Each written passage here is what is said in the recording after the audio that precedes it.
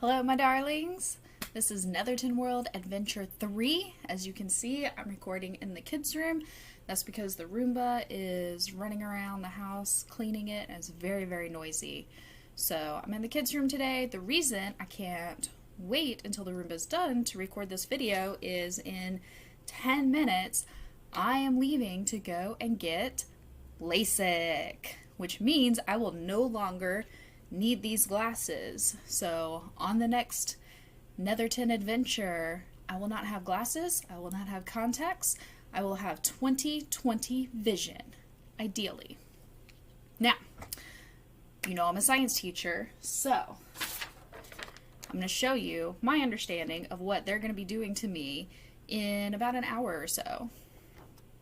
So, this is an eye. For those of you that don't know, LASIK, I don't remember what it stands for, but I know the L stands for lasers. So they're going to be using lasers. They no longer have to do any like cutting with knives. They're going to actually use lasers. So for those of you that are unfamiliar, this is an eyeball. And if you can see here, it points to the cornea here, but then there's like a very thin outer layer. This is like your outer lens right here, that very thin. And then the cornea is right underneath. So I am nearsighted, which means when I take my glasses off, I can still read a book very well. I can see my hand very clearly here. But as soon as it goes out, like the computer screen right there is a little blurry. And then if I look outside, it's like really blurry. I can even see there's an air conditioning unit, I don't know, 5 or 6 feet from my window, and it has a sign on it with words. I can tell that there are letters there, but I couldn't tell you what the word says or what any of the letters say. I also have astigmatism in both my eyes, which I just found out astigmatism is one word. It's not a and then stigmatism, and stigma is not short for stigmatism. It's the whole word is astigmatism. So, fun fact of the day.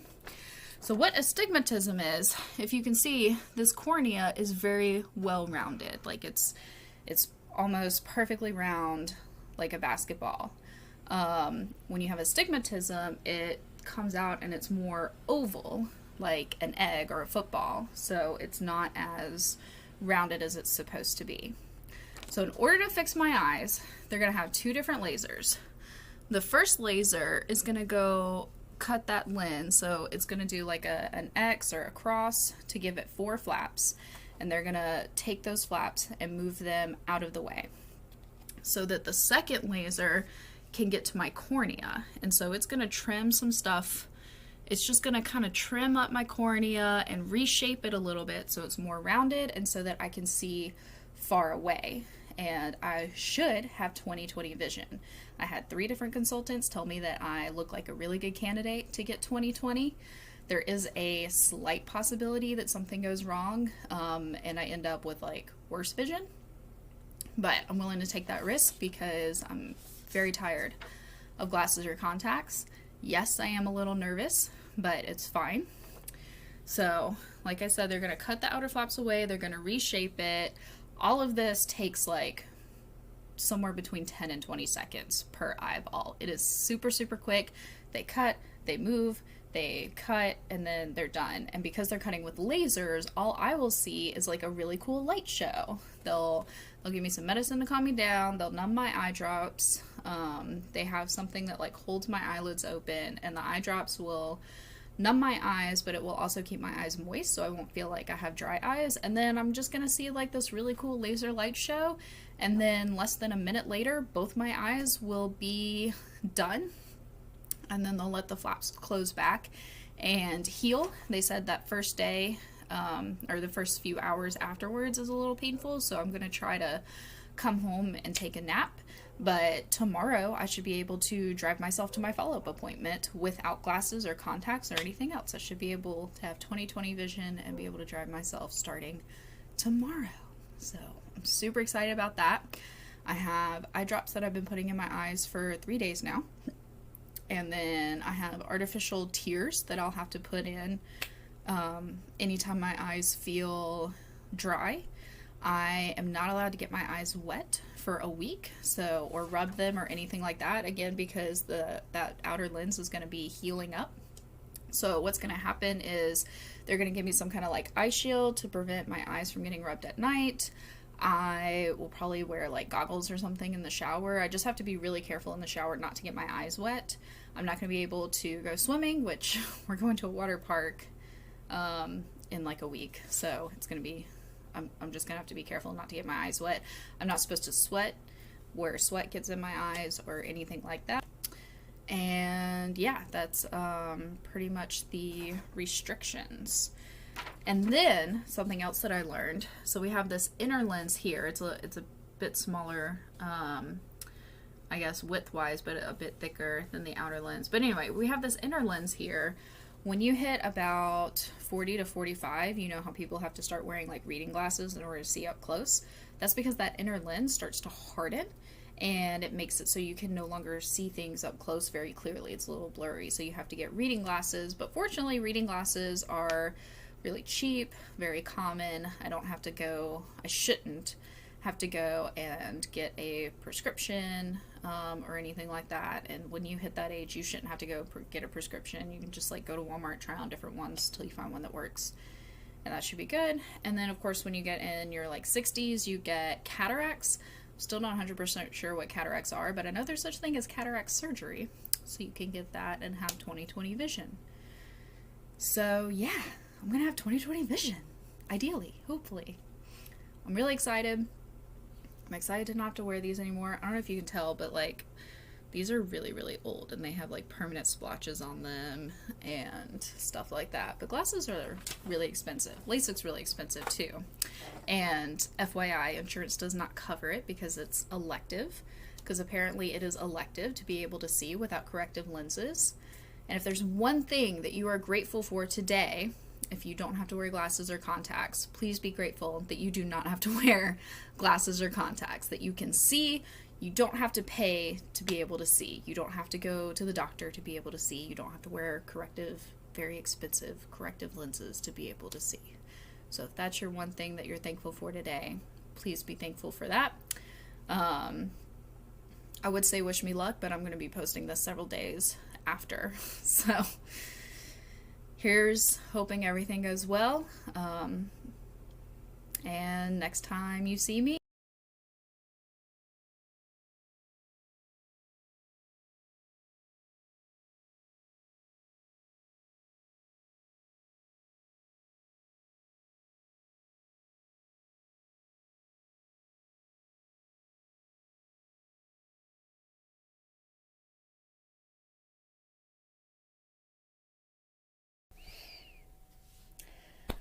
so I decided to do this post-surgery thing. It is about 8 hours after I got my surgery.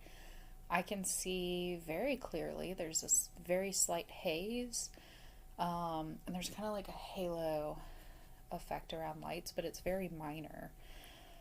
They said to expect haziness, blurriness, and the halo effect for a couple of days at least. The halo effect might last a week or two, but it will go away as my eyes slowly heal.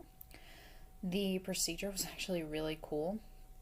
So it might have been a different one that I read that they did this, or maybe it's just different places do it different ways, but that outer lens, at this place they actually cut almost a full circle.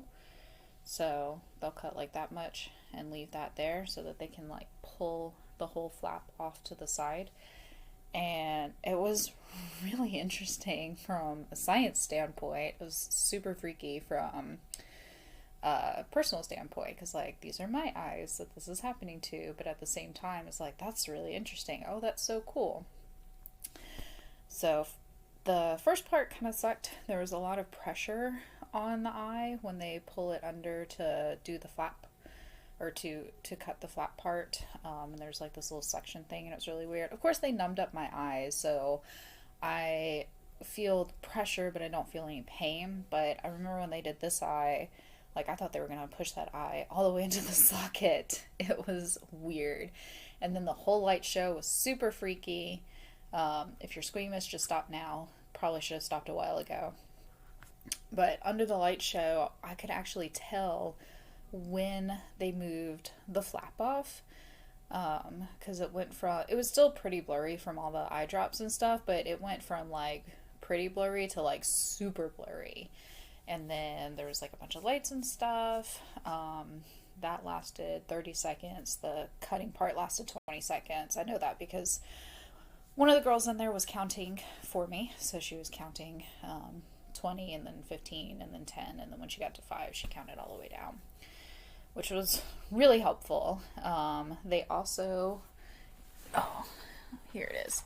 They gave me a little surgery buddy, which I was actually really grateful for. So it's just like a little stress ball thing.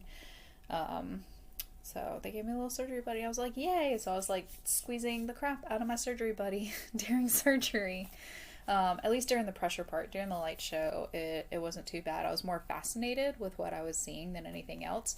There was also a smell, and at first I thought it was the burning of my cornea, and I was like, that's kind of cool but kind of freaky. But then she pointed out that it was actually the gases from the laser, and I was like, oh yeah, lasers have gases. So the gases, she said, were helium, and she couldn't remember the other two, so she went and looked it up for me, and it's argon and fluorine. So if you remember, argon and helium are both in column 18, so that means they are noble gases. Very good. And then fluorine is F2.